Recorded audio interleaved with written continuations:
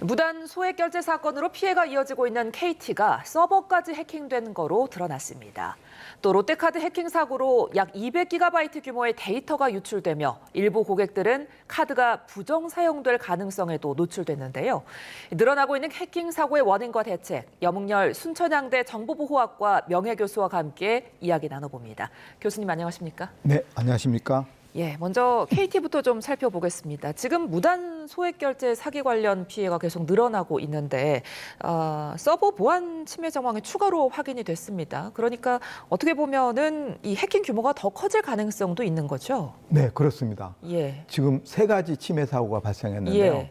하나는 해커가 무단으로 설치한 펜토셀이라고 불리는 소형 기지국이 KT의 코어망에 이렇게 붙게 된 첫 번째 이 사고가 발생했고요. 네. 두 번째는 이제 사용자 모르게 고객 모르게 이 소액 결제 있잖아요. 예. 소액 결제가 발생했고 그 소액 결제를 위해서는 추가 정보가 필요한데요. 예. 첫 번째 그 무단으로 이 펜토셀 기지국이 붙었을 때는 사용자로부터 IMSI라는 국제 이 모바일 고객 정보라는 게 있습니다. 그거를 이렇게 받을 수 있고요. 예. 두 번째는 이제 이름이랄지 아까 고객 소액 결제를 하기 위해서는 이름이랄지 아니면 뭐 생년월일이랄지 이런 추가 정보가 필요한데요.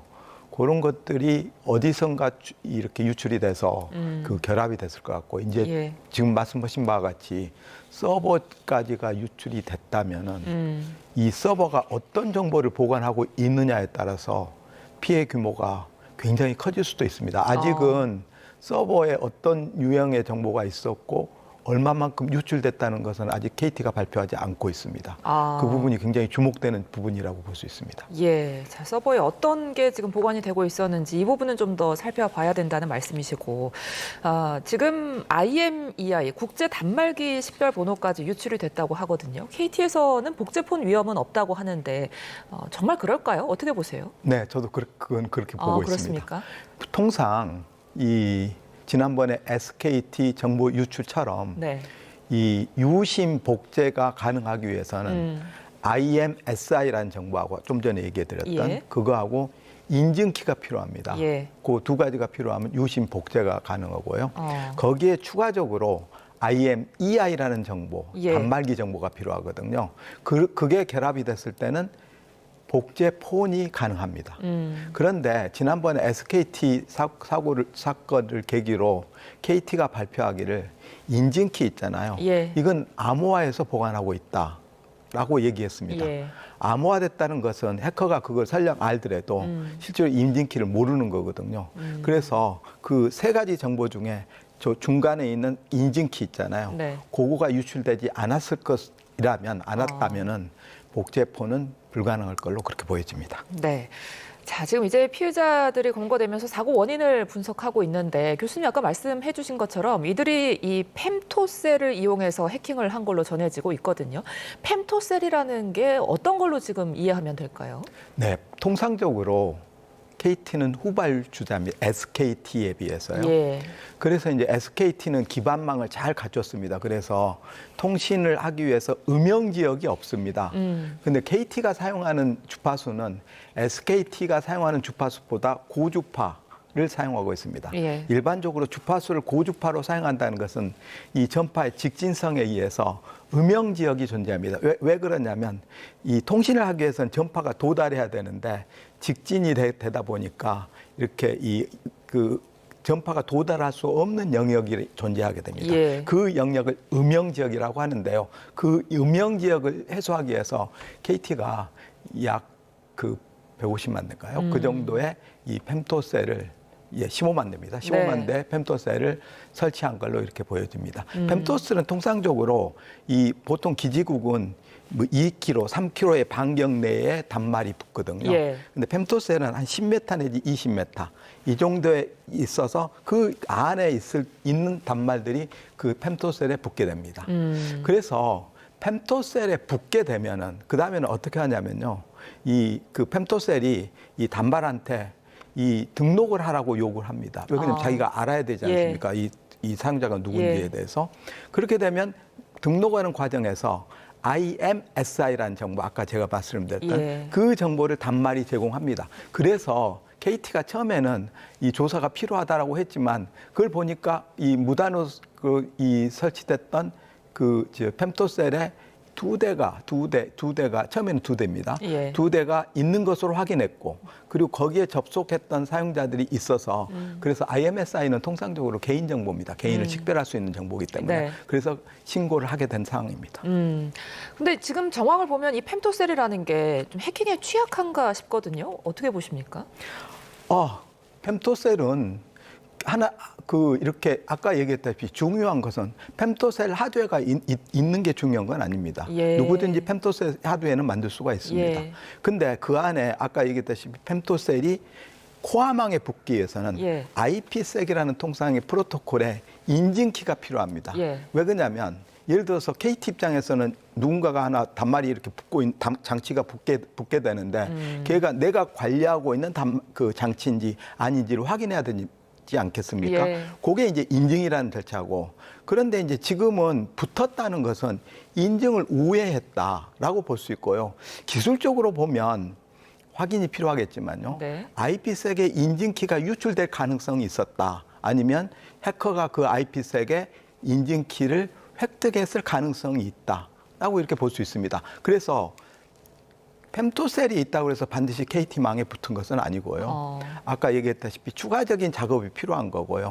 그 추가적인 작업을 해커가 했을 걸로 추정하고 있습니다. 그런데 지금 2010년 초반부터 이 펜토셀을 이용한 해킹 우려가 제기가 됐다는데 이렇게 일이 난 거 보면은 KT에서 좀 대책 마련을 미흡하게 한 거 아닌가 이런 지적이 제기되거든요. 네, 그 부분은 뭐 2014년도에 우리 카이스트의 김모 교수님이 그 가능성에 대해서 그때 어떻게 보여줬냐면 SMS 문자를 도청할 수 있고 그다음에 통화 내역을 도청할 수 있다라는 것 가능성에 대해서 보여줬고요. 그런 가능성은 얼마든지 있었다면 그건 굉장히 중요한 자기 인프라, KT의 인프라에 영향을 미칠 가능성이 있기 때문에 즉각 그 가능성에 대해서 그러니까 취약점이 있을 수 있는지 확인하고, 그리고 그 해커가 그 취약점을 이용할 수 있는지 확인해서 그 조치를 해야 될 걸로 생각하지만 그게 부족했던 것 같습니다. 자, 이렇게 되고 나서 이제 KT가 미사용 펜토셀 4만 3천여 대에 대해서 연동을 해제했다고 하는데 이 정도면 좀 안심할 수 있는 조치라고 봐도 되는 겁니까? 그러니까 미사용 펜토셀을 사용 해제했다는 의미가 정확히 좀 확인할 필요성이 있을 것 같습니다. 무슨 얘기냐면 방치되어 있는 펜토셀이 해커의 손에 들어가게 되면 있잖아요. 그러면 이 데이터, 물리적인 장치를 해커가 습득하게 되거든요.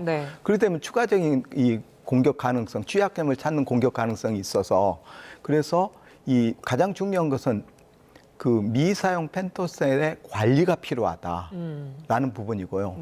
필요시에 따라서 만약에 인증키가 IPsek을 위한 인증키가 해킹이 됐다면 인증키를 전문 교체하는 뭐 그런 기술적 조치까지도 고려할 필요성이 있겠다. 조사 결과에 따라서는요.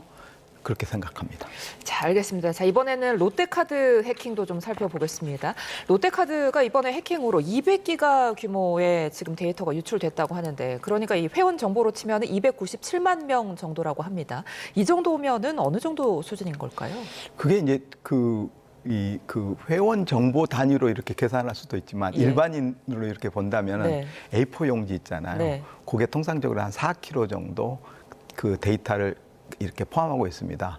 그러면 그 정도라면 한 5,600만 장 정도의 정보가 나갔다라고 이렇게 볼 수 있을 것 같습니다. 근데 지금 롯데카드 측에서는 최초 해킹이 발생한 이후에 19일 동안 해킹 사실을 몰랐다고 하더라고요. 이게 어떤 방식으로 이루어져서 이렇게까지 된 걸까요? 이게 침해 사고에 대응하는 절차고요. 대응을 하기 위해서는 제일 먼저 악성 코드가 침투가 됐다고 이렇게 발표를 했으니까요. 그러면은 외부에서 어떤 경로를 통해서 악성 코드가 유입이 돼서 설치가 됐는지 그런 것들을 그 중간 경로에 있는 서버들을 전부 다 노구 데이터를 근거로 해서 분석을 해야 됩니다. 그리고 아까 얘기했다시피 데이터가 유출이 됐다면은 마찬가지로 유출된 데이터 경로가 어떤 경로를 통해서 나갔는지를 확인해야 되고요. 그 경로상에 있는 모든 로그 데이터들을 분석해야 됩니다. 그래서 그게 쉽지 않은 과정이기는 합니다만은 네. 그래도 이 평상시에 항상 그런 대응 훈련을 통해서 이 가장 중요한 게 먼저 유출 경로, 그다음에 어떤 취약점이 있었는지, 그리고 그 취약점을 바로 막을 수 있는 보호 대책을 수립해서 재발 이 발생하지 않게끔 해야 되거든요. 네. 그런 조치가 17일이 걸렸다는 것은 이 빠르지 않았다, 신속하게 이루어지지 않았다라고 볼 수 있습니다. 정보보호 관리 체계 개선이 예. 필요한 부분입니다. 그런데 지금 해킹 세력이 누군지 왜 이렇게 해킹을 했는지 이거를 특정하지 못한다고 하더라고요. 이렇게 되면은 앞으로 추가 해킹 가능성도 좀 염두에 되지 않을까 이런 우려도 나오거든요. 네, 이 사이버 공간에서 예. 해커를 추적하는 것, 귀책하는 거 있잖아요. 예. 애트리뷰트라고 얘기했는데 그건 굉장히 어렵습니다. 왜 그러냐면 국내도 있고 해커가 국내도 존재할 수 있고 국외도 존재할 수 있고 예. 만약에 국외가 존재한다면 그 IP를 쭉 추적하는데 해커들이 되게 보면 자기들이 추적을 막기 위해서 중간에 경유지 서버를 전부 다 이렇게 두고 있습니다. 만약 경유지 서버에 이 연결 고리가 계속 만들어져서 최종 이 해커까지 연결이 돼야 되는데 거기에 중간에 이 경로가 끊겨지게 되면 추적하기가 상당히 어려운 측면이 있습니다. 예, 그래서 되게 지난번에 SKT 그 사고도 아직 그 해커가 누구다, 그러니까를 특정할 수는 없었거든요. 마찬가지로 이 사고도 자기가 되게 이제 어떻게 하냐면 자기가 이제 돈을 받기 위해서 내가 해킹을 했으니까 내가 이런 자료를 가지고 있으니까 나한테 이걸 대신 이렇게 공개하지 않을 조건으로 나한테 얼마를 다오라고 하는 그런 협상을 해오기 전까지는 이 해킹 주체를 특정하기는 사실은 굉장히 어려운 일입니다. 자, 이런 상황 속에서 이 해킹을 당한 롯데카드가 CVC 번호까지 유출이 됐다고 합니다. 비밀번호는 물론이고요. 그렇다면 이제 이용자들에게 어떤 피해가 우려되는 상황인지 그리고 어떻게 대처를 좀 해야 될지 이 부분이 궁금하거든요. 네, 저는 개인정보보호법에 예. 개인정보 안전성 조치에 보면요, 카드 정보는 반드시 암호화하게 돼 있습니다. 그리고 마찬가지로 비밀번호는 또 굉장히 중요하기 때문에 네. 암호화하게 돼 있고요. CVC 같은 민감 정보는 굉장히 암호화 조치가 필요한 부분입니다. 근데 지금 28만 명의 이 고객들의 그 정보가 그냥 편문 형태로 나간 것 같습니다. 예. 그는 해커가 이제 얼마든지 그 정보를 이용해서 부정 결제 또는 무단 결제를 할 수가 있을 가능성이 큽니다. 네. 그래서 이제 이 부분에 대해서는 해당 고객들한테 통보를 하고 그리고 일단 사용 정지를 해야 될 것 같고요. 그리고 필요시에 따라서는 카드 교체 작업이 필요할 것 같습니다. 자, 근데 지금 롯데카드에서 보상안을 내놓은 게 무이자 10개월 할부 그리고 연회비 면제 이런 것들을 내놔서 지금 뭐 아우성이 크거든요. 어떻게 보셨어요? 예, 그 부분은 이제 추가적으로 지금 아직은 이 전체 피해, 그러니까 피해받은 예. 금액, 그러니까는 예를 들어서 무단 결제나 부정 결제가 된 부분이 어떻게 됐는지 이거 조사가 필요한 부분이고요. 네. 그래서 이 사고로 인해서 무단이나 부정 결제가 이루어진 부분에 대해서는 롯데카드가 이 전액 보상을 해야 될 걸로 필요합니다. 네. 그리고 경우에 따라서는 여러 가지 다양한 보상책을 추가로 마련해야 될 필요성이 있다. 그래야지 롯데카드가 신뢰를 회복할 수 있다라고 생각합니다. 알겠습니다. 오늘 말씀 여기까지 듣겠습니다. 지금까지 염흥열 순천향대 정보보호학과 명예교수와 함께했습니다. 고맙습니다. 네, 감사합니다.